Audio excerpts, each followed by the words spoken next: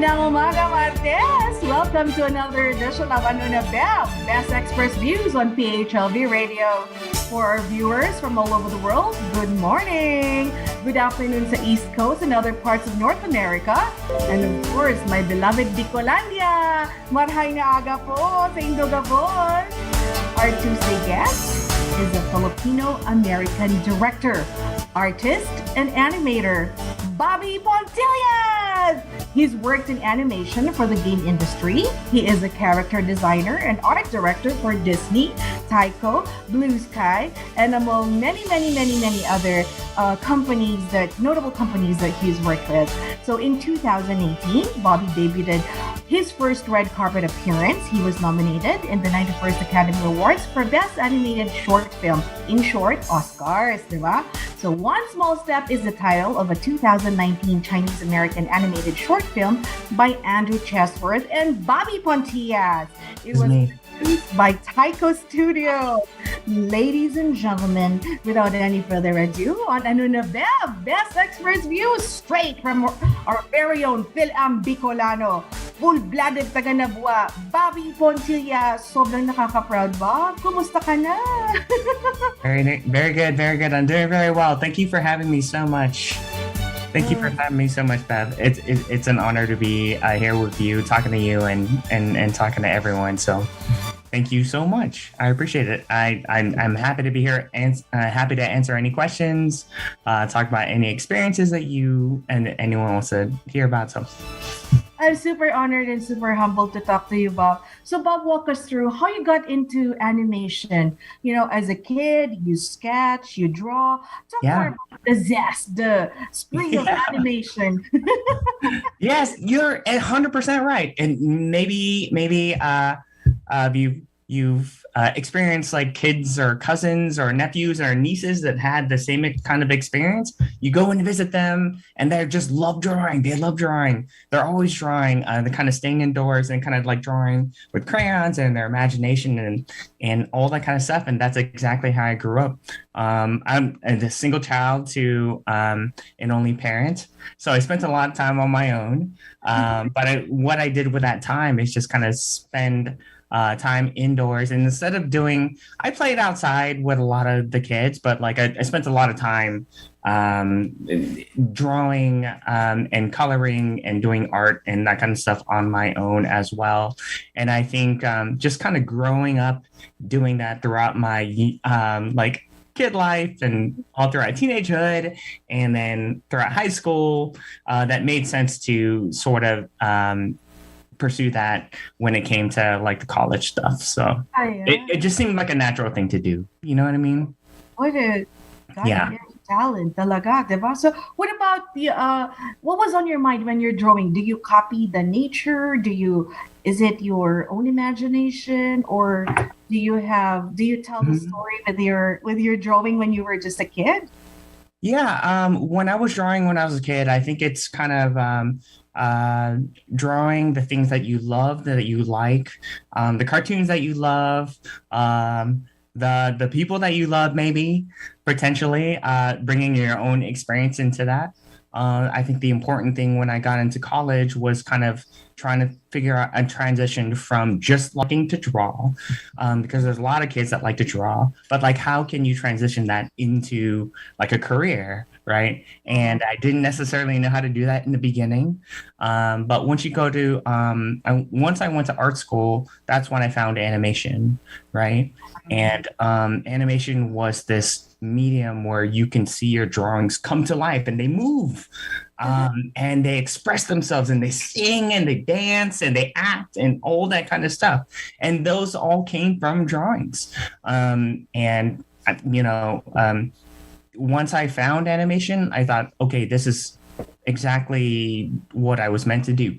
I have a mission in life now. That's my goal. Now, this is what I'm going to go after. And it changed my life. I wasn't young, but I wasn't super old.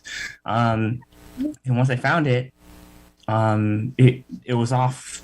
It was, I was headstrong, headed in that direction. So. And you're in full swing. Oh, always in full swing. Since then, I've been in full swing and never slowed down, never take any oh, I'll take breaks, but like I'll never let the momentum die. I'm always trying to, that Filipino kind of work ethic. I just kind of like, you Go know, get her. go get it. Yeah, go get it. You Go want get it? her. Go get it. Yes. Correct. So, I 100%. know, who was your favorite cartoon character, your superhero growing up when you were a kid? When I was a kid, it was not even a cartoon.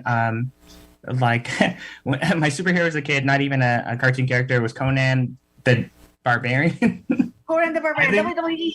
I think this has nothing to do with later my animation path in that animation life. But I remember just being enamored with Arnold Schwarzenegger having a sword. He had muscles and all that kind of stuff. And I'm sure there's a lot of heroes that can kind of like that are kind of the same, maybe, probably, possibly. But my main hero in animation was actually Bev, the supervising animator that animated Ariel, Aladdin, The Beast, and many, many more. His name was Glenn Keane. Glenn King. Glenn Keane. And so he was a Disney animator. He animated all of these characters as a supervising animator. When I found his work and the way that I found his interviews online, the way he talked about animation with such passion as an art form and drawings coming to life and putting yourself into the animation, putting your personal experiences into the animation, I was hooked. And he was my segue into that career path. I know I like to do art, but what was I going to do with that art? Yeah. Hearing him listening to and reading him speak about animation was what changed my life. Your superhero, personal superhero. My 100%.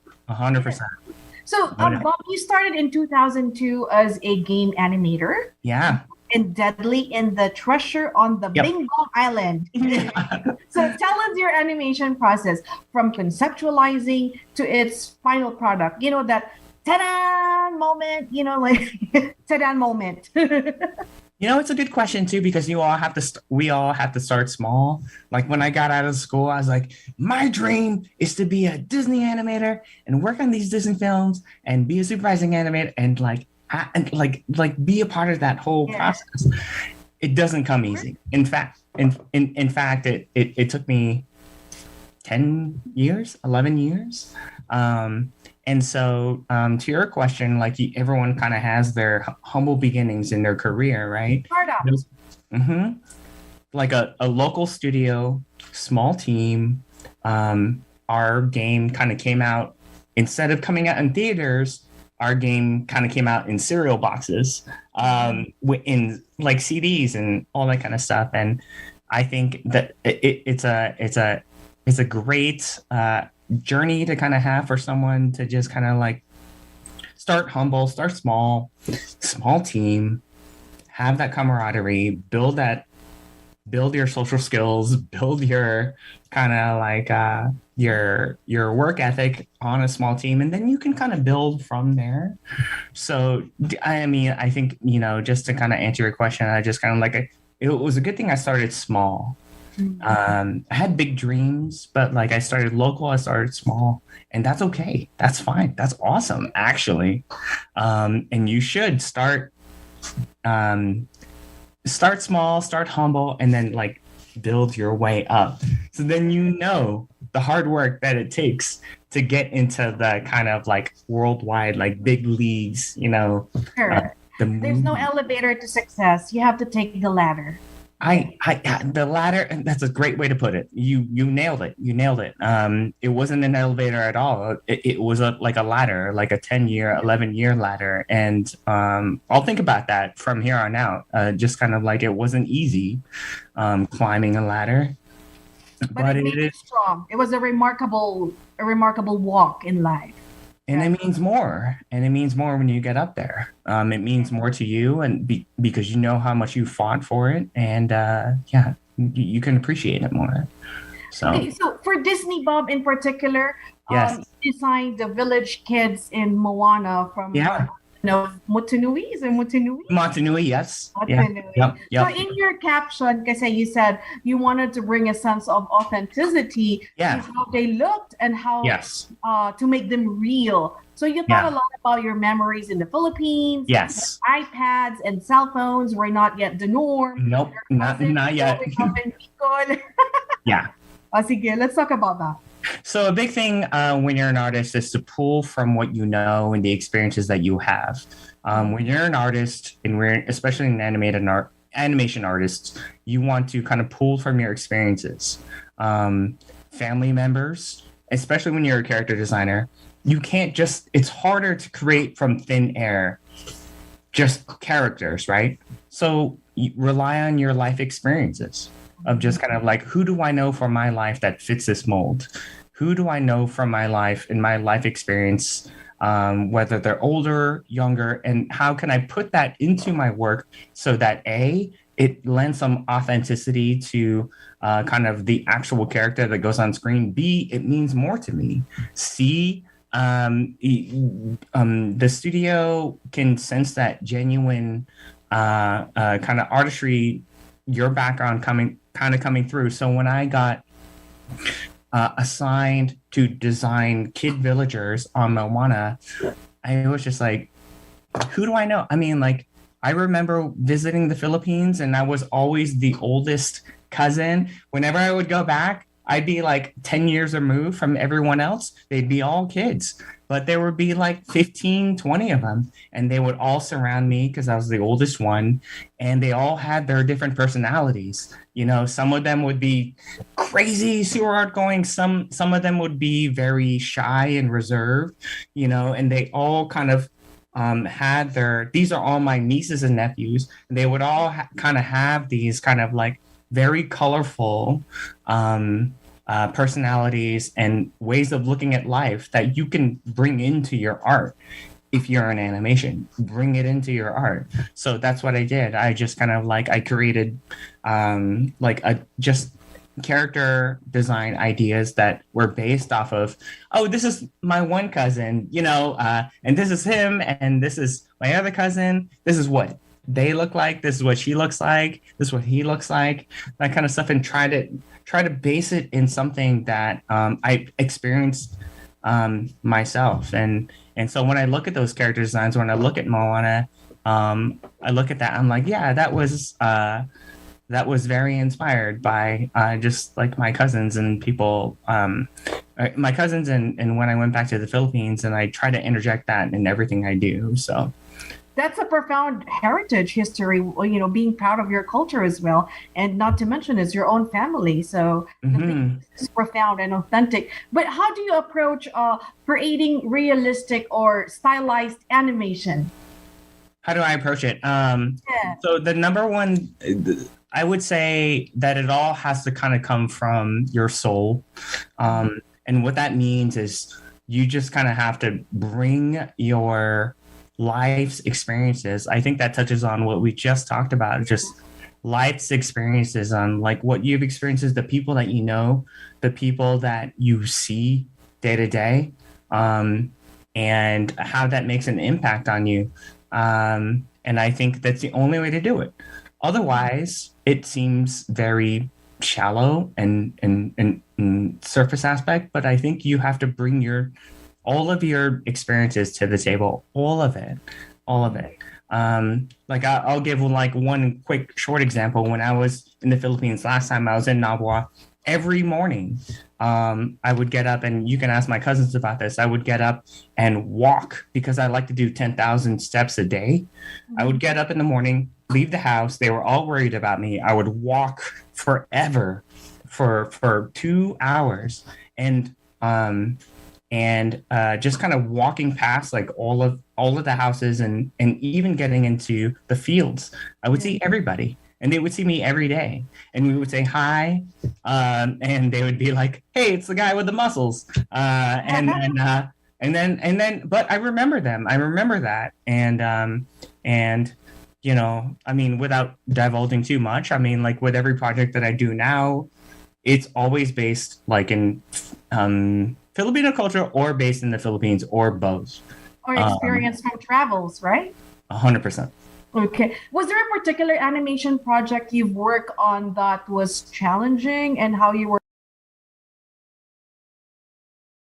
obstacles? Yeah, I think they're all challenging. I think the most challenging one was probably my first film that I worked on. It's called Rio. Leo. Blue Sky Studios.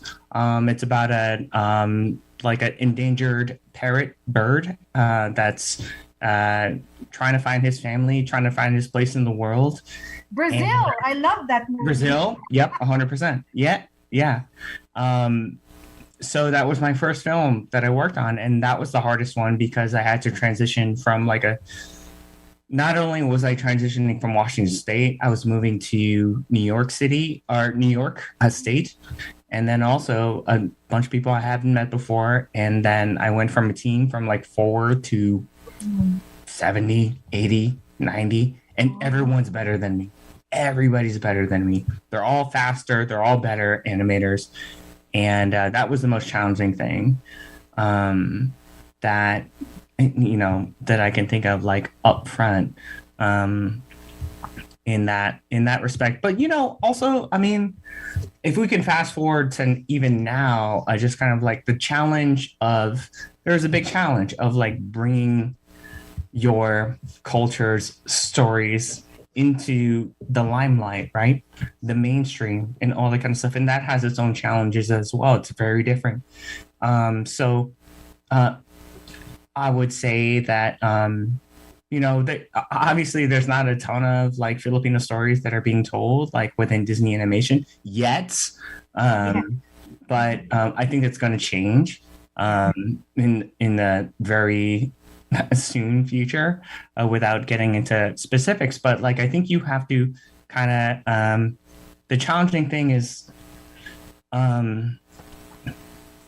like recognizing that people, yeah, they do want to see this. I mean, like if they trust you as a creator, they trust you as a director, they trust you as an artist, they will want to see it. And if you can make something compelling, anyone would want to see it. Why not?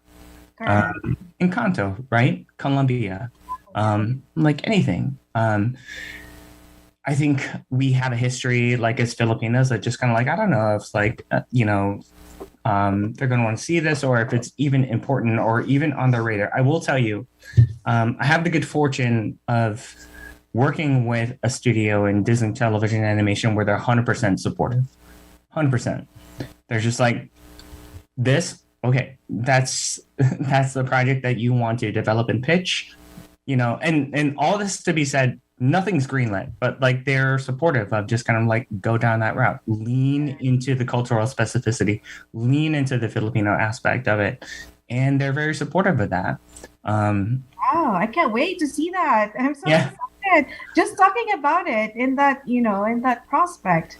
Because again, we are thriving not only in the animation world industry, but also in Yeah. Hollywood. Everyone is recognized. The Miss Universe is Filipino-American. Yes. She's proud of it, right? And they can't deny that Filipino history and the culture is in the United States. There's 100%. so ito, question lang. How do you balance creative vision and client director feedback in your animation projects? I think you have to be open to everything. You have to be open to everybody. You have to be very confident in your vision. And that takes a lot of experience. That takes a lot of confidence, which comes from being competent at it before. At some point, though, I feel like I'm confident enough in my skills that I can listen to anyone's feedback and take it and just kind of see it as, okay, apply it to our projects, or whether it applies, whether it doesn't apply, or whether it sheds lights on things that I haven't thought about before. But it's just kind of like doing it in a way where it's just kind of like everyone's trying to help you. Everyone's trying to make it the best thing that they could, and just kind of taking that in. Yeah, the And optimistic approach, always the positive approach of what they want to pitch to, to pitch from the feedback, from the feedback, right? I'm 100% positive person. I've always been that kind of person, and I will never take a piece of feedback that kind of feels, even if their intentions were negative. I don't believe they are, but I will always take that as like a positive thing. And it's the way that you got to be thinking if you want to thrive in the industry. It always has to be not okay. There's two things. Like the main thing is like if anything happens where you kind of feel like a negative thing, you have to take accountability for it as a leader, as a director, as a showrunner. You have to take accountability for it and don't blame anyone else, right? And then number two, the feedback that you get, sometimes it's the person giving you the feedback may not necessarily, they may be so elaborate and so intelligent about it that it blows your mind. However, sometimes you also have to acknowledge just kind of like maybe like if I asked my mom, like, what did you think about this? And she was like, I didn't get it. You don't discount that opinion. You're like, she didn't get it. I mean, what could we do to make it a little bit clearer? You know what I mean? And you have to account for all of that kind of feedback and that kind of stuff. You have to be able to deal with stress. And then you have to kind of know where to go from there. But I think those are the big things that I'm learning. I only brought those up because I'm learning it nowadays. Very well said, Bobby. Thank you, Bobby. Let's pause for a break. And when we return on another Bev, Best Express View on PHLV Radio, Bobby Pontillas, a brilliant and super talented trailblazer in the world of animation. We will talk about his memorable and notable collaborations and partnerships in the animation industry. So stay tuned. I'm a professional singer. That's how I support myself and my family. I'm a careful driver. The other car hit me. I ended up picking Richard Harris. Richard Harris is already an institution in Nevada. Dahil kay Richard Harris, tanggal ang worries. I slipped. I hurt my tailbone. They sent me the bill. Si Richard Harris, siya lang ang tumanggap ng kaso ko. Tutulungan ka niya. Kay Richard Harris, tanggal ang worries. The Richard Harris Law Firm, just in case. At Mobile Home Health, we deliver quality care in the comfort of your home. Our team of registered nurses are efficiently trained from pre- and post-operative program to skilled nursing. Mobile Home Health Inc. offers therapy services from physical therapy, occupational therapy, to speech-language pathology. Our nurses also develop individualized plan of care for our patient to treat acute or chronic health problems. Because health is wealth. Sabi ng patients ko, they don't need a colonoscopy because they don't feel anything. But colon cancer is a silent killer. It affects both men and women, mayaman man o mahirap. Have your colon checked. Finding the right dentist could sometimes be a challenge, but Dental Care of Las Vegas is a one-stop shop for oral hygiene. We treat our patients as family. Affordable financial arrangements are accepted. Call today, Dental Care of Las Vegas. There are children who've never had the experience of being a child. Bamboo Sunrise Foster Care serves underprivileged children. We are known for exceptional standard in delivering excellent services. You can be a parent, make an impact on a child's life. Silver State Health Services was founded in 2014 and it became a federally qualified healthcare center in 2017. Silver State Health Services is here for the community. That includes immigrants, that includes refugees, that includes low-income families, that includes homeless families and veterans. We treat all these people alike and we want them to have the best health care. Silver State Health Services was a big part of our life to get off the street. Now we're not homeless. A great quality health care is where our heart is.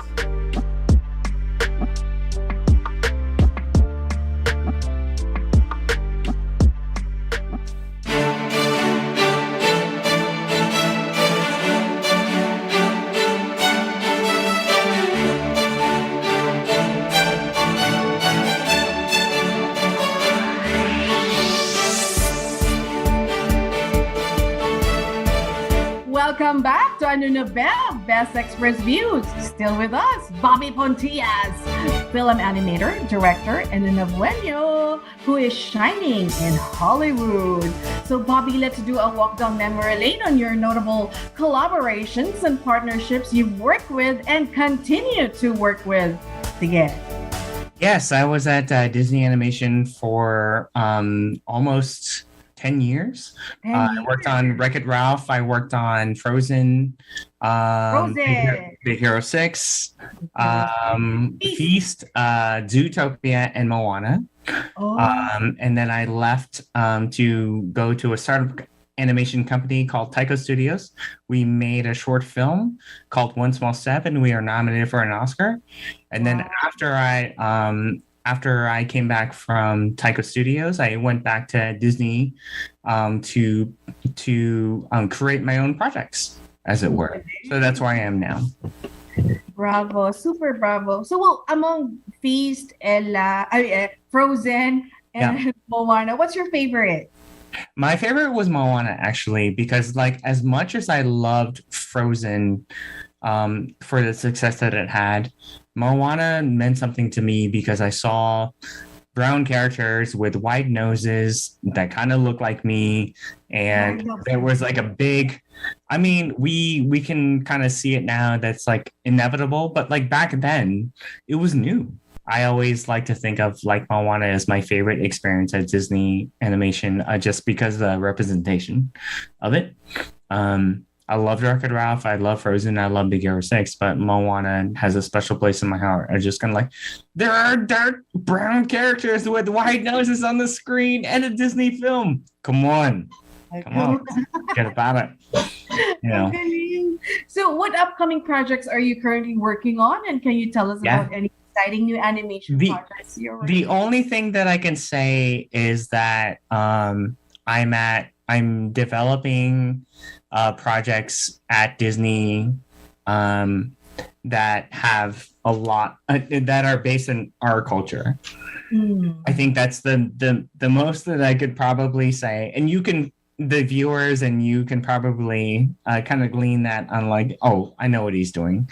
But that's always been my mission. That's always been my life's mission. That's always been my goal, and I will dedicate the rest of my animation career to kind of like tell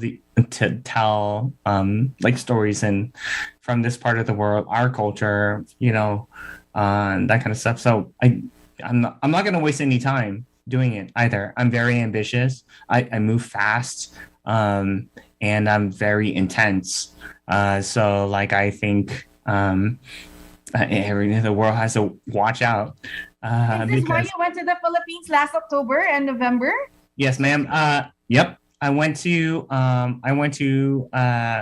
from September to October, a whole month. I went from Manila to my province in Nabueno, Camarines Sur. And then we went to Palawan because my mom never been.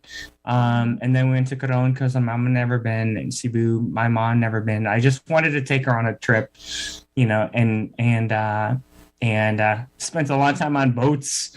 Spent a lot of time on, you know, beaches and all that kind of stuff. But like, I promise you, I mean, like if anything is going to be said, it's just kind of like, I'm going to create like a project that takes place in the Philippines, Disney branded. It's going to be animated. And I will not let anyone down. I mean, that's just kind of my mission, you know. I'll die trying. Just you saying it, it's giving me a goosebumps because I'm so excited. Like my heart is beating 120 miles per hour. It has to be done. It has to be done. There was so much in the like the Filipino just kind of like the magic of it, anything like that. Just kind of like the gods and the spirits and everything like that are just kind of like how diverse the Philippines is, from its diversity of cultures and geography and all that kind of stuff. I think that needs to be explored. So we're going to do it. And as long as I can stay in good graces with the Disney people, which I think I can, it's effortless for me, but I think we will get it done. We will get it done. And I mean, looking forward to that Filipino superhero on Disney. yeah. Pinoy. Yeah. Bobby Yeah. Pinoy. You know what? I mean, she's less of a superhero and more of the characters that we kind of want to create is just kind of like anyone. I mean, characters that people can kind of relate to. Just kind of like maybe she doesn't have superpowers or superheroes blessed by Marvel gods, but maybe she has traits that were instilled upon her from her parents, her family, her anything like that. I would love that. Yeah, because Rapunzel is with the hair. Moana is with the sea. Elsa is with the freezing. So Filipinos will be eating chilies from Bicol. I promise you, I can't again. I promise you, we can't. No. That's fine. That's fine. Chilies from Nabueno, right? Because they're the hottest ones. From Bicolano. Yeah. We're known for that. We like hot stuff, right? 100%. And but I will say that between me and my collaborators, like Mickey and Nathan, we will craft something that will make the country proud. I have no doubt. I'm so excited. Super excited na ako. Okay, so ito ba? No, go ahead. Next question. How do you think the animation industry is going to evolve in the next few years, both technically and content-wise? In the Philippines? No, here in the world, in Hollywood or in Disney. Right. In any studios. Right. It's a little bit hard to say who's winning the streaming wars because I think it's kind of like up and down. Every company kind of has their up and down, but I think like streaming will be ultimately the future. And then in terms of kind of an artist working, I think for every artist, if they're listening, I mean, like if there's a way that you can kind of acquire those like 3D fluency, you don't have to be an expert in it, but like if you're an environment artist per se, like learn about like Blender and how that would help your like environment design, and then also maybe even the character design. So I just kind of be like on the up and up, like on all these kind of like 3D, how it pertains to 2D visual development instead of rejecting it. The AI stuff, I mean, nothing. Yeah. The AI stuff, I understand why people are concerned about it, but like, I think the way that I always think about it is just kind of like, okay, so AI, it copies the surface aspects of it. Yeah.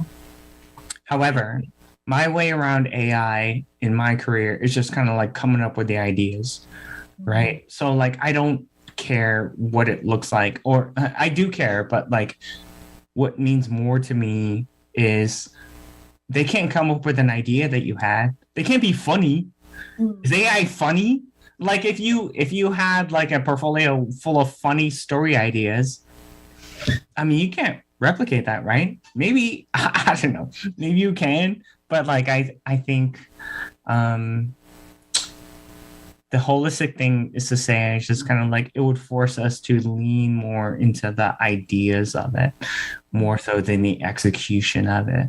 And I've seen AI create amazing art, but I've also been in executive meetings for these shows, these TV shows, these feature shows that they're not impressed. They see beautiful art all the time. What they are impressed by is ideas. What they are impressed by is like your sense of humor. What they are impressed by is the humanistic aspect of the protagonist. That's all human. All of it.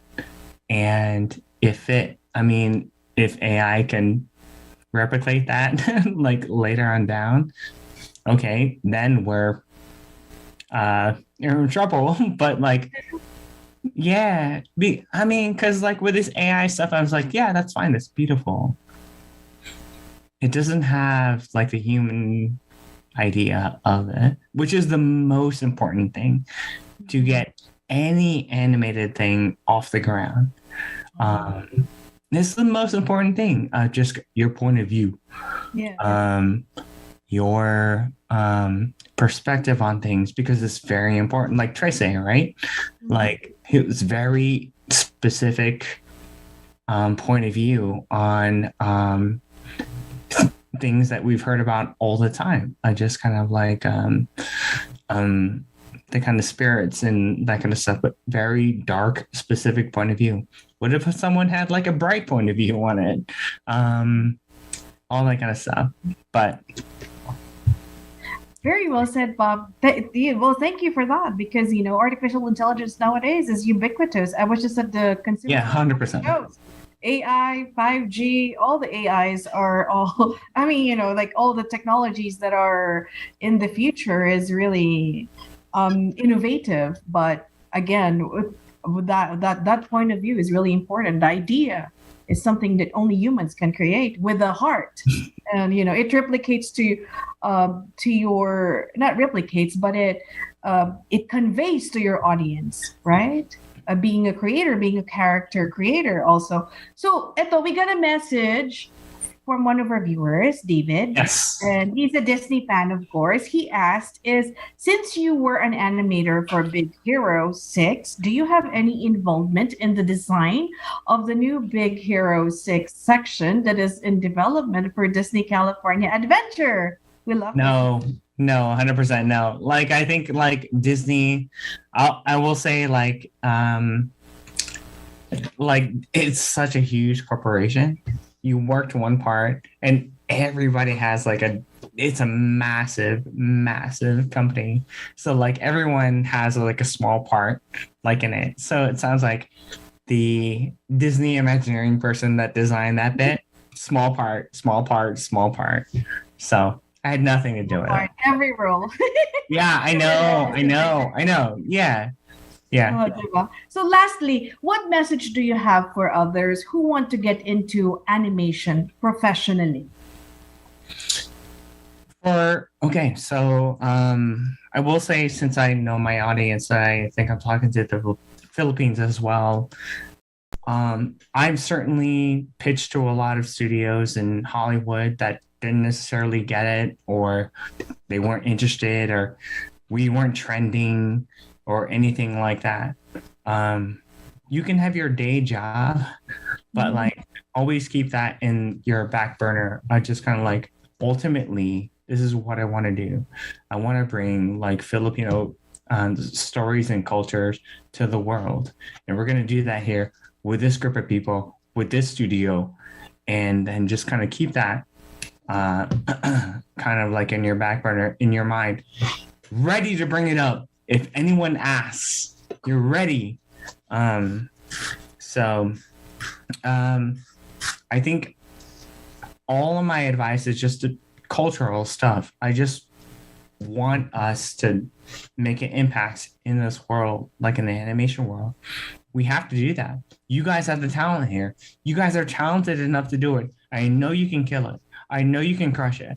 I know you can come up to a studio, create a pitch package of just kind of like, this is what you want to do.